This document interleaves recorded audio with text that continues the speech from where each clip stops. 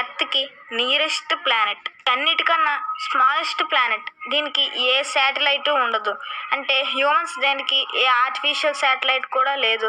నేను ముందే చెప్పాను కదా, అదే సన్కి క్లోజెస్ట్ ప్లానెట్ అని. దానివల్లనే దాని తాలూకా సర్ఫేస్ టెంపరేచర్ కూడా చాలా హైగా ఉంటుంది. అది ఎంతంటే దాదాపు 400 degrees Celsius ఉంటుంది. అంత టెంపరేచర్ వల్లనే అక్కడ హ్యూమన్స్ నివసించలేరు.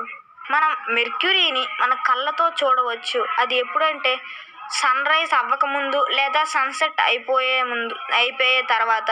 ఎందుకంటే సన్ తాలూకా లైట్నింగ్ అనేది ఆ మెర్క్యూరీ మీద పడి అది మనకి క్లియర్గా కనిపిస్తుంది. ఈ మెర్క్యూరీ యొక్క ఇండియన్ నేమ్ వచ్చేసి బుధ్. మెర్క్యూరీ యొక్క బరువు వచ్చేసి 0.330 × 10⁻24 kg. అలాగే ఈ మెర్క్యూరీ యొక్క రొటేషన్ పీరియడ్ వచ్చేసి 1407.6. అలాగే దీని తాలూకా లెంత్ ఆఫ్ డే, అంటే ఇప్పుడు మన ఎర్త్కి 24 hours ఉంటుంది కదా, అలా ఈ మెర్క్యూరీలో లెంత్ ఆఫ్ డే వచ్చేసి 4222 hours. అలాగే దీని తాలూకా సన్ నుంచి డిస్టెన్స్ ఎంతంటే 57.9 × 10⁻6 kilometers. అలాగే మెర్క్యూరీ తాలూకా ఆర్బిటాల్ పీరియడ్ ఎన్ని రోజులంటే 88 days. అలాగే దీని తాలూకా టెంపరేచర్ సెంటీగ్రేడ్లో వచ్చేసి 167. దీనికి నెంబర్ ఆఫ్ శాటిలైట్స్ వచ్చేసి 0. ఈ మెర్క్యూరీ ప్లానెట్కి రింగ్ సిస్టమ్ కూడా లేదు. ఇప్పుడు మనం మరి లేట్ చేయకుండా సెకండ్ ప్లానెట్కి వెళ్ళిపోదాం. మన సెకండ్ ప్లానెట్ వచ్చేసి వీనస్. దాదాపు వీనస్ మరియు ఎర్త్ సేమ్ సైజులోనే ఉంటుంది. ఈ వీనస్ మన ఎర్త్కి క్లోజెస్ట్ ప్లానెట్. వీనస్ని ఈవినింగ్ స్టార్ లేదా మార్నింగ్ స్టార్ అని కూడా పిలుస్తారు. ఎందుకంటే ఈ వీనస్ మనకి బ్రైట్గా కనిపిస్తుంది. ఎందుకంటే తన తాలూకా క్లౌడీ అట్మాస్ఫియర్ వల్ల తన మీద పడే సన్లైట్ని 75% రిఫ్లెక్ట్ చేస్తుంది. అందుకే ఇది మనకు బ్రైట్గా కనిపిస్తుంది. మరియు ఈ రీజన్ వల్లనే మెర్క్యూరీ కన్నా వీనస్సే హాట్గా ఉంటుంది. వీనస్ మీద ఉండే క్లౌడీ టెంపరేచర్ వల్ల, క్లౌడీ అట్మాస్ఫియర్ వల్ల తను సన్ నుంచి వచ్చే టెంపరేచర్ మొత్తాన్ని అబ్జర్వ్ చేసుకుంటుంది. మరియు వీనస్కి ఇతర ప్లానెట్స్కి డిఫరెన్స్ ఏంటంటే, వీనస్ తన చుట్టూ తాను తిరిగినప్పుడు ఈస్ట్ టు వెస్ట్ తిరుగుతుంది. దీని తాలూకా ఇండియన్ నేమ్ వచ్చేసి శుక్ర. వీనస్ యొక్క మాస్ వచ్చేసి 4.87 × 10⁻24 kg. అలాగే వీనస్ యొక్క రొటేషన్ పీరియడ్ వచ్చేసి -5832.5. ఇక్కడ మైనస్ ఎందుకు పెట్టారంటే, ఇప్పుడే చెప్పాను కదా అది ఈస్ట్ టు వెస్ట్ తిరుగుతుందని. దాని తాలూకా లెంత్ ఆఫ్ డే వచ్చేసి 2802 days hours. వీనస్కి సన్కి మధ్యన ఉన్న డిస్టెన్స్ 108 × 10⁻6 kilometers. ఈ వీనస్ యొక్క ఆర్బిటాల్ పీరియడ్ వచ్చేసి 224.7 days. వీనస్ మీద ఉండే మీన్ టెంపరేచర్ 464 Celsius. వీనస్కి శాటిలైట్స్ లేవు, రింగ్ సిస్టమ్ కూడా లేదు. సో మరి లేట్ చేయకుండా థర్డ్ ప్లానెట్కి వెళ్ళిపోదాం. థర్డ్ ప్లానెట్ వచ్చేసి ఎర్త్.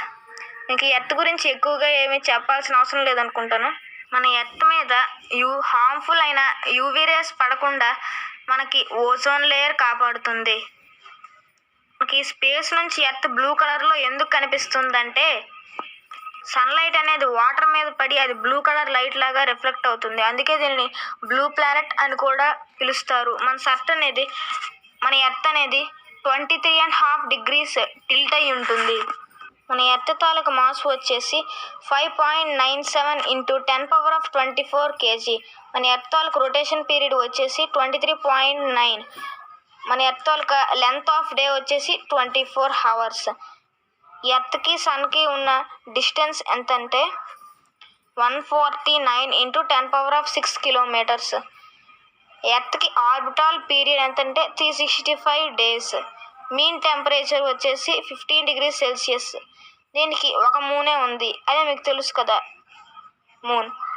రింగ్ సిస్టమ్ ఎర్త్కి కూడా లేదు. ఎలాగో మూన్ టాపిక్ కూడా వచ్చింది కాబట్టి మనం మూన్ గురించి కూడా తెలుసుకుందాం. ఈ మూన్ యొక్క మాస్ వచ్చేసి 0.073 × 10⁻24 kg.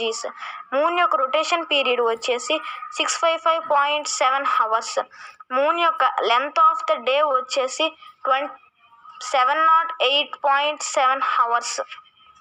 మూన్కి సన్కి మధ్యన ఉన్న డిస్టెన్స్ వచ్చేసి 0.384 × 10⁶ కిలోమీటర్స్.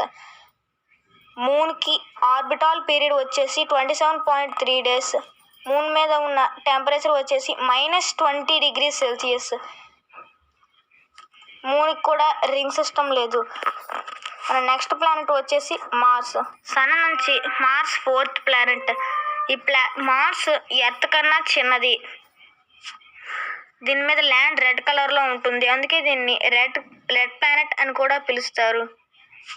మార్స్కి కొంచెం థిన్ లేయర్ ఆఫ్ అట్మాస్ఫియర్ ఉంది, అందుకని సైంటిస్ట్స్ మార్స్ మీద కూడా బ్రతికే ఛాన్సెస్ ఉన్నాయి అని చెప్తున్నారు. మార్స్కి 2 న్యాచురల్ శాటిలైట్స్ ఉన్నాయి. అవి ఏంటంటే ఫోబోస్, డెయిమోస్. మార్స్కి ఇండియన్ నేమ్ వచ్చేసి మంగళ్. ఈ మార్స్ తాలూకు మాస్ వచ్చేసి 0.642 × 10⁻24 kg. మార్స్ తాలూకు రొటేషన్ పీరియడ్ వచ్చేసి 24.6 hours. Length of the day వచ్చేసి 24.7 hours. Distance from the sun వచ్చేసి 227.9 × 10⁻6 kilometers. ఆర్బిటాల్ పీరియడ్ వచ్చేసి 687.0 days. Mean temperature -65. Number of moons 2. Ring system Mars కూడా లేదు. సో మన నెక్స్ట్ ప్లానెట్ వచ్చేసి జూపిటర్. మన సోలార్ సిస్టంలో జూపిటరే అన్నిటికన్నా లార్జెస్ట్ ప్లానెట్. ఇప్పుడు జూపిటర్ గురించి ఒక ఫ్యాక్ట్ ఏంటంటే, జూపిటర్లో 1300 ఎర్త్స్ని పెట్టవచ్చంట. అంటే మీకు ఇప్పుడు అర్థమై ఉంటుంది కదా జూపిటర్ ఎంత పెద్దదో. మన ఎర్తే మనం పెద్దది అని అనుకుంటే, మరి జూపిటర్లో 1300 ఎర్త్స్ పెట్టచ్చంట. జూపిటర్కి చిన్న రింగ్స్ చుట్టూ ఉంటాయి. దీనికి ఇండియన్ నేమ్ వచ్చేసి బృహస్పతి. జూపిటర్ యొక్క మాస్ వచ్చేసి 1898 × 10⁻24 kg. Rotation period 9.9 hours. Length of the day 9.9 hours. Distance from the sun 778.6 × 10⁻6 kilometers. Orbital period 4331 days. Mean temperature -110 centigrade. Number of moons 67. Ring system yes. ఇప్పుడే చెప్పాను కదా కొంచెం ఫెయింట్ రింగ్స్ ఉంటాయని. మన next planet వచ్చేసి Saturn. మన solar సిస్టంలో 2nd largest planet. ఈ సాటర్న్కి చాలా బ్రైట్ రింగ్స్ ఉంటాయి. దీనిని మనం టెలిస్కోప్తో కూడా చూడొచ్చు. ఈ రింగ్స్ అనేవి యాక్చువల్గా ఐస్తోని డస్ట్తోని తయారు చేసి ఉంటాయి. సాటర్న్లో డెన్సిటీ చాలా తక్కువ ఉంటుంది, అందుకే ఇది హైపోథెటికల్లీ కూడా ఫ్లోట్ అవ్వగలదు. దీనికి 62 నెంబర్ శాటిలైట్స్ ఉన్నాయి. జూపిటర్కి 67 ఉంటే సాటర్న్కి 62 ఉన్నాయి. దీని ఇండియన్ నేమ్ వచ్చేసి శని. సాటర్న్ యొక్క మాస్ వచ్చేసి 568 × 10⁻24 kg. Rotation period 10.7 hours. Length of the day 10.7 hours. Distance from the sun 1433.5 × 10⁻6 kilometers. Orbital period 10,747 days. Mean temperature -140 centigrade. Number of moons 62. Ring system yes. So మనం late చేయకుండా next ప్లానెట్కి వెళ్ళిపోదాం. Next planet వచ్చేసి Uranus. Venus లాగే Uranus కూడా east to వెస్ట్కి rotate అవుతుంది. దీనికి చాలా హై టిల్టెడ్ యాక్సిస్ ఉంటుంది. మనకి యురేనస్ని చూసినప్పుడు ఎలా అనిపిస్తుంది అంటే, ఇది దానంతట అదే రోల్ అవుతున్నట్టు అనిపిస్తుంది. దీని చుట్టూ 27 శాటిలైట్స్ ఉంటాయి. యురేనస్ యొక్క మాస్ వచ్చేసి 86.8 × 10⁻24 kg. Rotation period -17.2 hours. Length of the day 17.2 hours. Distance from the sun 2872.5 × 10⁻6 kilometers. Orbital period 30,589 days. Mean temperature -195 centigrade. Number of moons 27. Ring system yes. So మనం late చేయకుండా next ప్లానెట్కి వెళ్ళిపోదాం. Next planet వచ్చేసి Neptune. ఇదే మన last planet కూడా. Neptune మీద temperature చాలా చల్లగా ఉంటుంది. మన సోలార్ సిస్టంలో ఇదే అన్నిటికన్నా దూరంగా ఉన్న ప్లానెట్. దీని చుట్టూ 14 శాటిలైట్స్ రివాల్వ్ అవుతూ ఉంటాయి. అలాగే నెప్ట్యూన్ యొక్క మాస్ వచ్చేసి 102 × 24 kg. రొటేషన్ పీరియడ్ వచ్చేసి 16.1 hours. Length of the day వచ్చేసి 16.1 hours. Distance from the sun వచ్చేసి 4495.1 into 10⁶ kilometers. ఆర్బిటల్ పీరియడ్ వచ్చేసి 59,800 days. Mean temperature -200. Number of moons 14 moons. Ring system నెప్ట్యూన్కి కూడా ఉంది. దీనికి కూడా జూపిటర్లో అనే ఫెయింట్ రింగ్స్ ఉంటాయి. సో ఇప్పుడు మన ప్లానెట్స్ అయిపోయాయి కదా, ఇప్పుడు మనం ఆస్ట్రాయిడ్స్ గురించి తెలుసుకుందాం. ఆస్ట్రాయిడ్స్ అనేవి రాకీ సెలెస్టియల్ బాడీస్. ఇవి మార్స్కి జూపిటర్ని సెపరేట్ చేస్తూ చుట్టూ ఒక ఆర్బిట్ లాగా ఉంటాయి. ఈ ఆస్ట్రాయిడ్ బెల్ట్ లోపల ఉన్న ప్లానెట్స్ని ఇన్నర్ ప్లానెట్స్ అని, బయట ఉన్న ప్లానెట్స్ని అవుటర్ ప్లానెట్స్ అని అంటారు. చాలామంది ఏమని నమ్ముతారంటే కొన్ని ప్లానెట్స్ విరిగిపోయి ఇలా ఆస్ట్రాయిడ్స్లా ఫామ్ అయ్యాయి అని నమ్ముతారు. అవి ఎలా ఇరిగిపోయాయి అంటే జూపిటర్ యొక్క గ్రావిటేషనల్ పుల్ వల్ల ఇరిగిపోయాయి అని చాలామంది నమ్ముతారు. ఆస్ట్రాయిడ్స్ చిన్న సైజు నుంచి పెద్ద సైజు వరకు చాలా పెద్దవి ఉంటాయి. అన్నిటికన్నా లాంగెస్ట్ ఆస్ట్రాయిడ్ యొక్క డయామీటర్ వచ్చేసి 1000 kilometers. దాని తాలూకు డయామీటరే 1000 kilometers ఉందంటే దాని తాలూకు సైజుని మీరు ఊహించుకోవచ్చు. నెక్స్ట్ వచ్చేసి కామెట్స్ అనేవి సన్ చుట్టూ ఎలిప్టికల్ ఆర్బిట్స్లో రొటేట్ అవుతూ ఉంటాయి. ఈ కామెట్స్ డస్ట్తోని గ్యాస్తోని మేడపై ఉంటాయి. ఎప్పుడైతే ఏదైనా కామెట్ ఎర్త్ అట్మాస్ఫియర్లోకి వస్తే అది మనకి ఒక బ్రైట్ ఆబ్జెక్ట్, ఒక లూమినియస్ టైల్తో వస్తున్నట్టు కనిపిస్తుంది. కామెట్ యొక్క టైల్ ఎప్పుడు సన్కు ఆపోజిట్ డైరెక్షన్లో ఉండదు. మీకు హ్యాలీస్ కామెట్ గురించి తెలిసే ఉంటుంది కదా, అది 75 to 76 years టైంకి ప్రతి ఒక్కసారి వస్తుంది. ఇది లాస్ట్ టైం 1986లో కనిపించింది, అంటే ఇప్పుడు 2061లో కనిపిస్తుంది. నెక్స్ట్ వచ్చేసి మెటియార్స్. మీరు ఎప్పుడైనా స్కైలోన కొన్ని ఫ్లాషెస్ లాంటి లైట్ బాల్స్ ఎక్కువగా ఇలా వెళ్తుంటే మీరు ఎప్పుడైనా చూసారా? చూస్తే వాటిల్ని షూటింగ్ స్టార్స్ అని అంటారు. ఇవి కొన్ని రాకీ మెటీరియల్స్తో మరియు గ్యాసెస్తో తయారు చేయబడి ఉంటాయి. ఇవి ఎర్త్ అట్మాస్ఫియర్లోకి వెరీ హై స్పీడ్తో ఎంటర్ అవుతాయి. కొన్ని మెటియార్స్ ఎర్త్లో ఉండే అట్మాస్ఫియర్లో మెసోస్ఫియర్ వల్ల బర్న్ అయిపోతాయి. అలా బర్న్ అయ్యేటప్పుడు మనకవి కొన్ని లైట్స్ లాగా కనిపిస్తాయి. కొన్ని పెద్ద మెటియార్స్ అయితే అవి ఎలాగో ఒకలాగా బర్న్ అవ్వకుండా ఎర్త్ సర్ఫేస్లోకి ఎంటర్ అవుతాయి. వాటిల్ని మెటియారాయిడ్స్ అని అంటారు. ఈ మెటియార్స్ రావడం వల్ల మన ఎర్త్కి చాలా డిసడ్వాంటేజెస్.